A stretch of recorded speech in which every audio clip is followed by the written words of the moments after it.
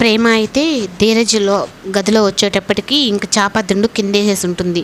అప్పుడు స్టైల్గా మంచం మీద కూర్చొని ఉంటే అప్పుడు ధీరజ్ అయితే వచ్చి, ఏంటి చాప దిండు కిందేసావు, నీ పడక ఇక్కడ కదా, నువ్వేంటి పరుపు మీద ఎక్కావు అని చెప్పంటే, లేదు సార్, నేను కింద పడుకుంటే మీ విలువంతా తగ్గిపోతుంది కదా, అందుకని మీ అందరి ముందు చూడు ధీరజ్జు ప్రేమ అని ఇలా చూసుకుంటున్నాడు పాపము అని అనుకుంటారు కదా, అలాగా మిమ్మల్ని చేయకూడదని మీకు శాపదుండి ఇచ్చాను అని చెప్పని అంటుంది.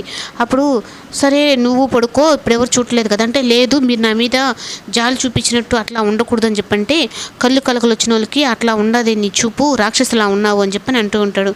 ఇంకా ఉదయాన్నే అయితే కాలేజీకి తీసుకెళ్లాలని చెప్పని బైక్ మీద అయితే ధీరజ్ కూర్చోబెట్టుకుంటాడు ప్రేమని. ఇదంతా అయితే భద్రావతి అలాగే ప్రేమ వాళ్ళ నాన్న అన్నయ్య చూస్తూ ఊరు చూస్తూ ఉంటారు. ఇంకా వాళ్ళని చూసి అయితే అప్పుడు ప్రేమ అయితే కిందకి దిగేసి, అప్పుడు వేదవతి అయితే, ఉండమ్మా నేను ఎదురొస్తాను, మొదటిసారి నీ భర్తతో కలిసి నువ్వు కాలేజీకి వెళ్తున్నావు కదా అని చెప్పని అంటుంది. కానీ ఇదంతా అయితే భద్రావతి చాలా కోపంగా చూస్తూ ఉంటే, అయినా వీళ్ళ మనుషులు తను ఎలా వాళ్ళతో సెట్ అయిపోతుంది అని చెప్పని అనుకుంటూ ఉంటాడు ప్రేమ వాళ్ళ అన్నయ్య.